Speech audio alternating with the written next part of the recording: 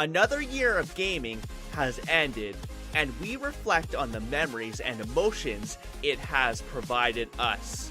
I played so many games this year, and yet could not play everything. Here are the following games I wanted to play, but couldn't find the time to do so.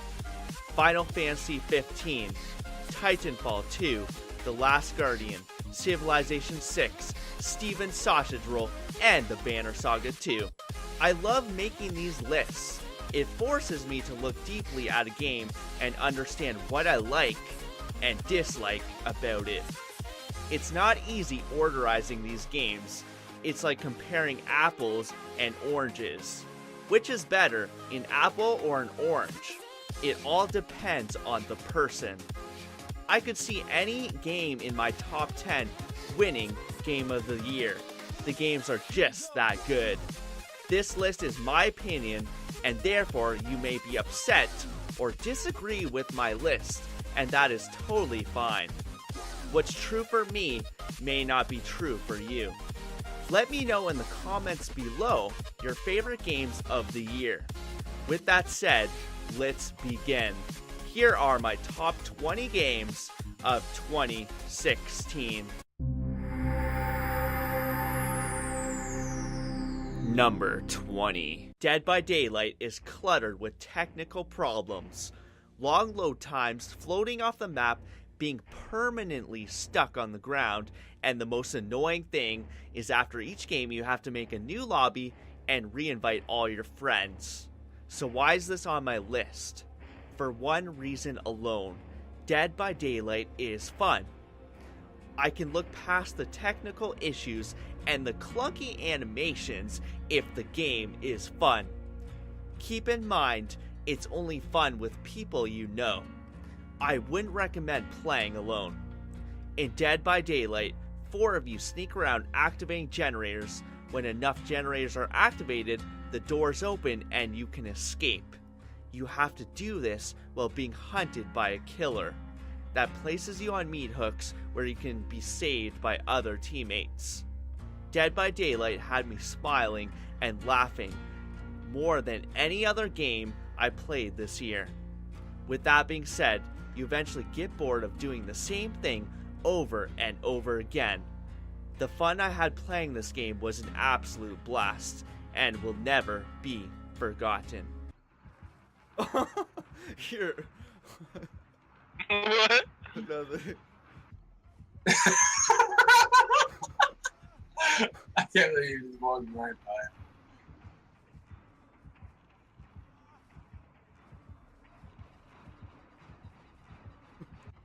Oh my gosh!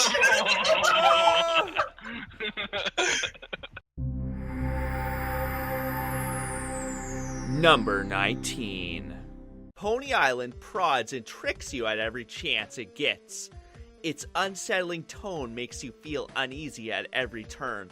The gameplay is where Pony Island falls short. The hacking puzzles feel like a chore you must complete in order to see the next piece of story. Then there's the pony gameplay where you jump over fences. It plays like a really basic endless runner. It's self-aware and purposely bad. The story and mystery will keep you going as you endure the terrible gameplay. Once the third act rolls around, that's where the game really gets good and makes Pony Island totally worth playing. Pony Island plays with your mind in a way I've yet to see any other game do. Number 18. Superhot is relentingly fun. It's a simple idea. Time is frozen when you stand still, and time moves when you move. It feels like an FPS puzzle game. In Superhot, you can pull off some truly amazing moments. You will feel like Neo from The Matrix, dodging bullets, catching guns in midair, swapping bodies. It just feels right. Like Pony Island, Superhot is self-aware, narrating in the same fashion. The story is hard-hitting, giving you an uneasy feeling of despair. Superhot innovates in new ways that have yet to be fully fleshed out. Number 17. Hyper Light Drifter takes a page from Zelda, but never reaches the king of this genre. Getting lost is a common occurrence. It's a frequent frustration that never ends. The story is told with still pictures that seem unclear and confusing, leaving room for interpretation.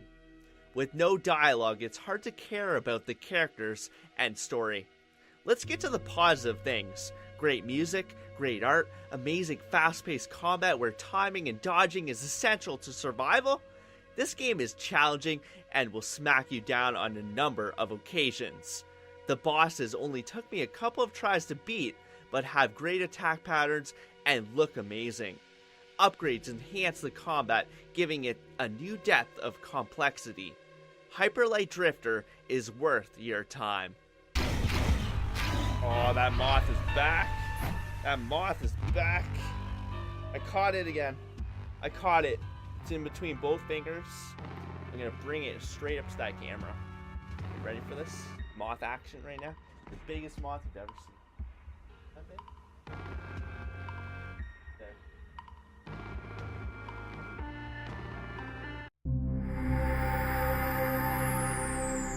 Number 16. Stealth games are getting better and better at giving us variety and choice. Deus Ex Mankind Divided gives you a plethora of ways to complete each mission. Hacking turrets, cloaking, crawling through vents, charging in, guns blazing, tranquilizing people, hacking doors. You get to decide how to handle the missions. I found the story to be very weak. It just never made me care. Upgrading is incredible. There are so many different upgrades, and I found myself wanting all of them. Superb voice acting, and the world seems alive and lifelike. Like so many games this year, Deus Ex Mankind Divided ends and has you saying, that's it? It's over? Really? Number 15. In Firewatch, you play as Henry working at Shoshin National Forest. The game is called Firewatch, so you're looking for fires. Who would have guessed? There's little to no gameplay in Firewatch. You're mostly walking. The game looks good, sounds good, and what really makes the game stand out is the writing and the voice acting. As you start working in Firewatch, you get a walkie-talkie where you get orders from Delilah. The banter between Henry and Delilah is what makes Firewatch a stupendous game. The story in Firewatch leads you down many paths, but proves to have a disappointing payoff. Number 14. SteamWorld Heist is a turn-based strategy game. You play as a robot raiding ships for supplies. You visit bars to recruit new companions, buy guns, armor, and get new quests. Original music from Steam Powered Giraffe can be heard throughout. Seriously, these songs are great. The story starts off slow but quickly gets interesting. The combat isn't your typical turn-based strategy. You have to manually aim your shots. Shots bounce off walls, and if you're good enough, you can pull off some epic hits. Robots can be equipped with endless amounts of different guns, secondary items, and hats. Each robot plays differently with different abilities. One robot can be invincible, shoot twice, or completely heal. Each robot that joins your crew has a unique, witty personality. SteamWorld Heist delivers on a uniquely fun experience. Number 13. Owlboy's story immediately connected me to the character Otis. Otis is never good enough, and when things go wrong, he is always blamed. Owlboy looks breathtakingly magical. The parallax backgrounds, each area you explore looks completely different and utterly detailed. The sound is no exception. It's fantastically orchestrated. Otis can carry different companions that are fitted for different situations. One companion can hook onto objects, another companion burns vines, unlocking new areas. Owlboy has exceptional bosses and exciting chase sequences.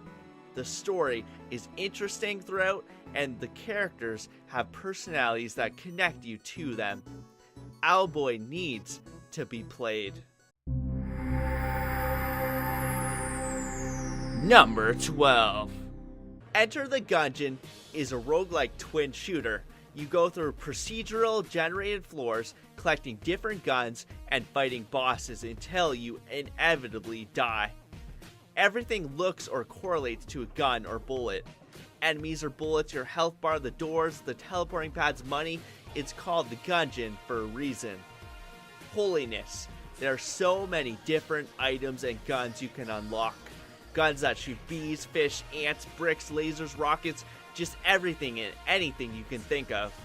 My issue with Enter the Gungeon and roguelike games in general is the luck factor. If the Gungeon is procedurally generated with bad pickups, you're doomed before you even start. Enter the Gungeon is a really, really hard game. Expect to fail most of the time.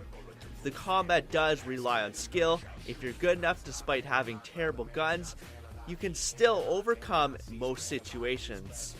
The deeper you go, the more pressure you feel, and the higher your willingness to avoid defeat grows. Boss fights are impressive and heart-poundingly intense. I don't know about this. 2 more hits I got.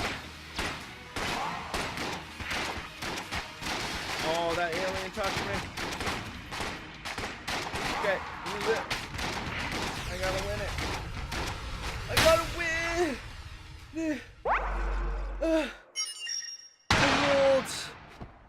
I rolled and the laser hit me. Not much health, like, come on. Number 11. Salt and Sanctuary is a 2D copy of Dark Souls. Ideas are copied and reworked all the time. I don't have a problem with this. SKA Studios did a wonderful job translating Dark Souls into a 2D game. Salt and Sanctuary hits the mark with flying colors.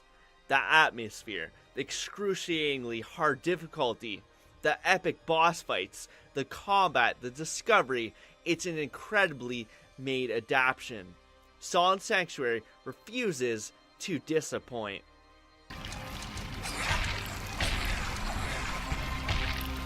Oh my goodness, this is close.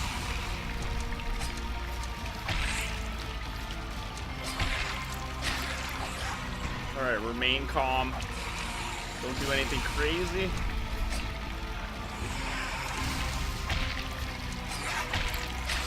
Just do it. I'm gonna heal it.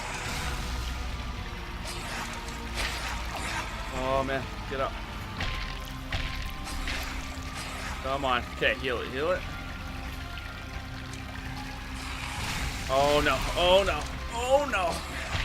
Oh no. Oh buddy. Get some stamina. Get some stamina. Oh! Oh! No! Hit him, hit him, hit him! Woo!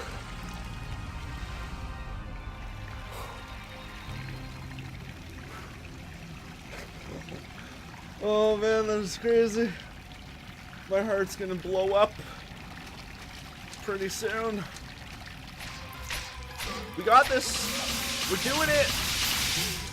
It's happening. This is it. I can feel it.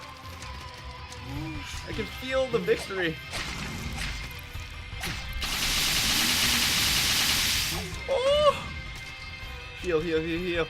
This could be it. This could be it. This could be it. Let's go. Oh man, oh man. Don't scare me like this. Don't do it to me. Don't kill me.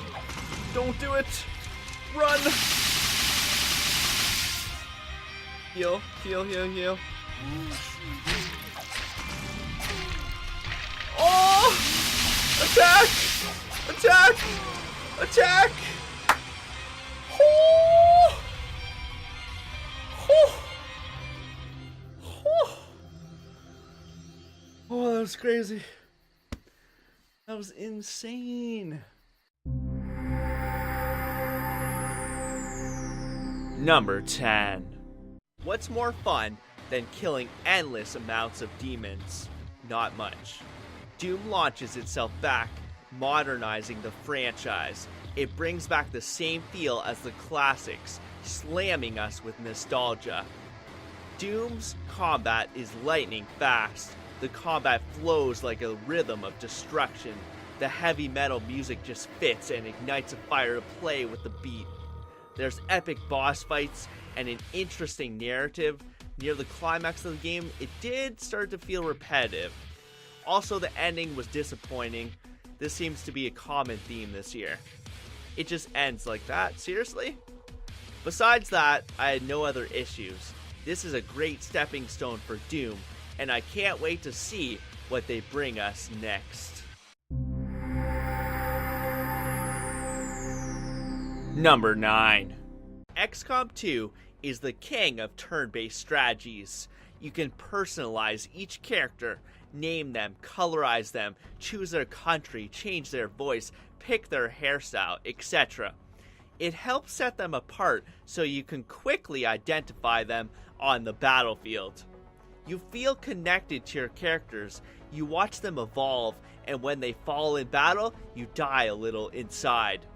XCOM 2 does suffer from technical problems. Bad camera angles, game-breaking bugs. Also, missing a 95% attack multiple times can get frustrating. But I guess it makes sense. Each class is unique, and when you level up, you get to choose different skills. It's a hard choice. All the skills are so tempting. XCOM 2 stays fresh, revealing new enemies at regular rates. XCOM 2 is a solid game, improving upon the original in every way possible. Number 8. I had really high expectations for Dishonored 2 and was sadly disappointed. I guess I just expected more innovation. There's not really that many core differences from the first Dishonored. It was my own fault for getting overhyped, and regardless, Dishonored is still my favorite stealth game series. Every level in Dishonored 2 can be beat in a variety of different ways. There are so many different paths and ways to do each level. You can stealth your way through the game or destroy everything in sight. Dishonored 2 lets you choose between Emily or Corvo. I actually dislike this and would rather be able to play as both characters throughout the story. There always seems to be a last boss in stealth games, which feels out of place and hurts the ending. The story was also disappointing. Nothing that interesting ever happened. Let's get to the positive stuff. The world and environments are full of life. They feel alive and lived in. The Clockwork level will be talked about for years. It's so well made and nothing we have seen before. The way the house transforms is hard to describe in words. You just need to see it. The abilities are fantastic. They're so much fun to use. Emily can link enemies together. What happens to one enemy happens to all linked enemies. You can duplicate yourself, use slow motion, send rats at people. The list goes on. Dishonored 2 remains the stealth game to beat. Number 7. Darkest Dungeon is merciless and layers on the difficulty in unexpected ways. You never feel in control or ahead in Darkest Dungeon. You start out with a few characters that you can name. I always name characters after people I know. It makes it funnier and helps me grow attached to them. Every character has a stress level. When stress hits 100, you gain a negative affliction. Hopeless, paranoid, selfish, irrational, abusive are some of them. Afflictions can cause teammates to ruin the quest for everyone. They might attack themselves in combat, steal all the loot you find, or say negative things, causing the rest of your team to gain more stress. And if you have multiple people with negative afflictions, I ironically laugh inside as I know they're doomed. That sounds hard, but what if that was just the tip of the iceberg? Characters can contract diseases from enemies. After a mission, characters either get positive or negative quirks that pile up over time. It doesn't stop there. Characters must go de-stress after battles and must sit out on the next mission. When your character dies, they are lost forever. This can be painful, especially after you've spent so much gold and time leveling them up. Money is a precious commodity used for upgrades, stress relief, buying items, trinkets, removing quirks, healing diseases, buying supplies. I can't tell you how many times I ran out of money. The combat is exceptional. Each character is placed in a different position and can use different abilities depending on where they stand. There's tons of classes, each with unique set of abilities. Normal dungeons are hard enough to survive. Once you throw bosses into the mix, they will utterly destroy you.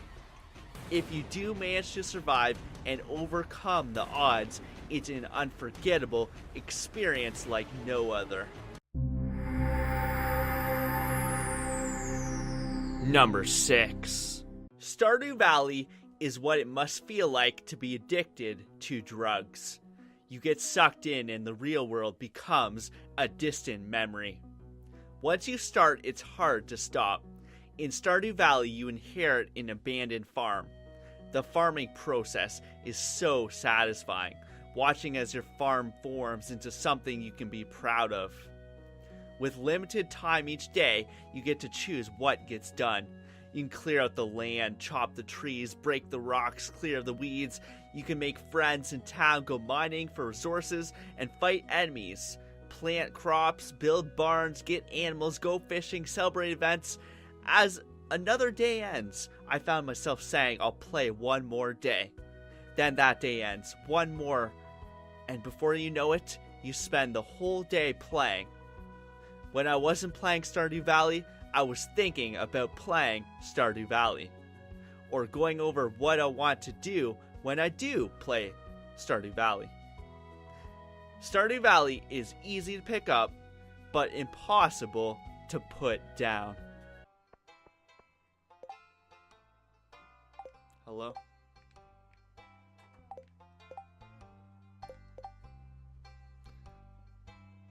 One sec.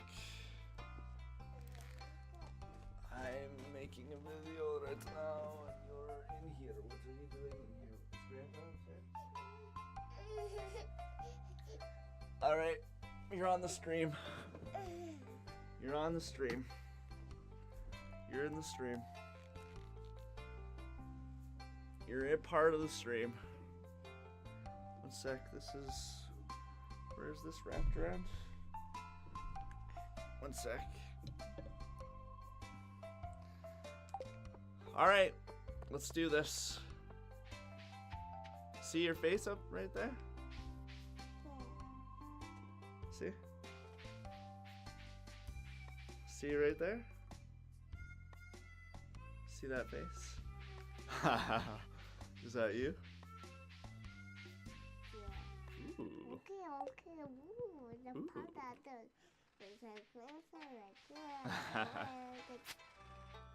You trying to press this controller? No, You are trying. I'm not. I'm not trying. I'm streaming and she's... Do you want me to take her? If you want to. Okay, come. Did you see her wake up? Yeah, I told her to get up. She wasn't sleeping, so What? let's go, darling. What? My 0 viewers are excited about this. Come.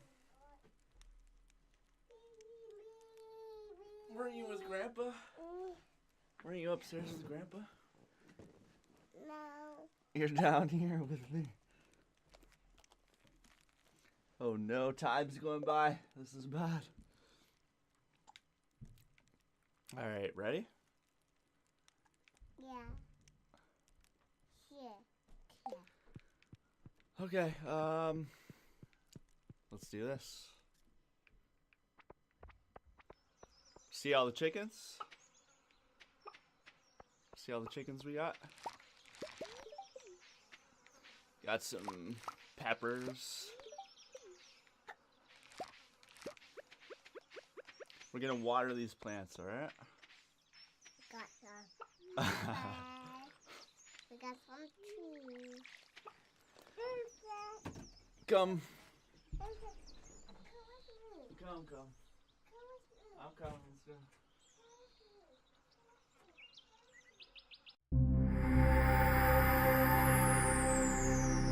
Number 5. Blizzard keeps its immaculate reputation as it gives us another perfectly polished game. Overwatch is a team-based FPS you can choose from an astounding amount of cartoonish looking Disney characters. Each character is unique and has a practical part in the overall balance of the team.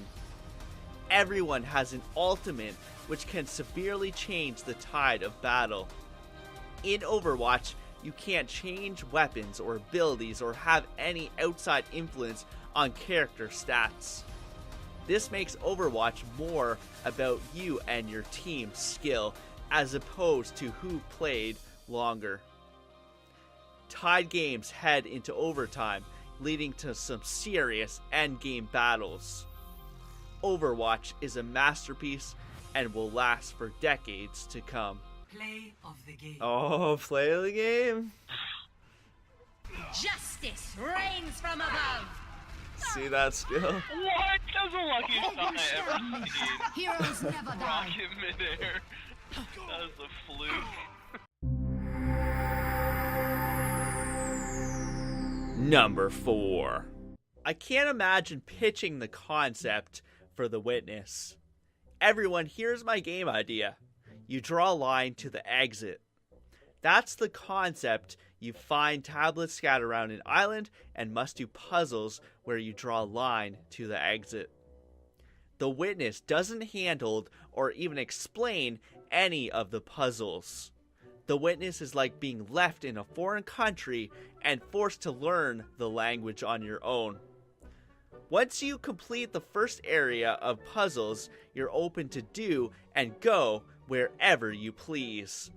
You can complete puzzles without even realizing how you did it, or sometimes I completed a couple puzzles in a row and was still confused by the rules. Once the solution clicks, it's a serious revelation. The variety and ideas for solving puzzles are remarkable. The Witness is no cakewalk and will test your concentration and patience. It can get frustrating at times being stuck on a single puzzle for countless hours. But once you overcome these issues, you'll understand the true nature of The Witness. Number 3. Uncharted 4 is unbelievably polished. Uncharted 4 nails every element flawlessly. Great music, breathtaking visuals, probably the best looking game this year. Technically, it's absurd how good this game looks. The world is alive, full of animated set pieces. The voice acting is phenomenal. The story is exceptional. The characters are likable, funny, and charming. They just feel like real people. The action sequences raise the bar. You'll find yourself running through crumbling buildings, swinging across mountaintops, or surfing on the back of a vehicle while fighting an army of bad guys. The set pieces are on another level. This is the game all other games look up to and want to become. Number 2. I don't know what it is about the Souls games, but they get me excited. I'm fully immersed while I play them. I love the brutal difficulty. I love being invaded at the worst moments. I love the heart-pounding boss fights. I love exploring and being surprised. I love how they tell the lore through environments and objects. I love everything about the Souls games, and I'm sad to see them go. They will truly be missed.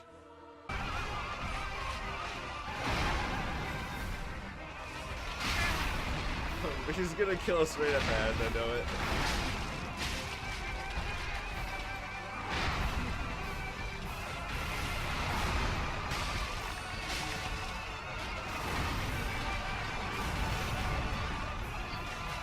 Hit it!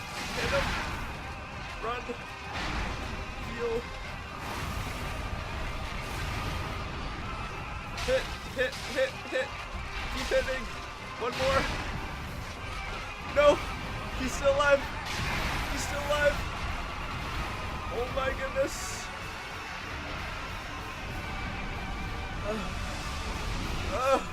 No! Oh my gosh! Oh my goodness! What was that? What was that? Oh!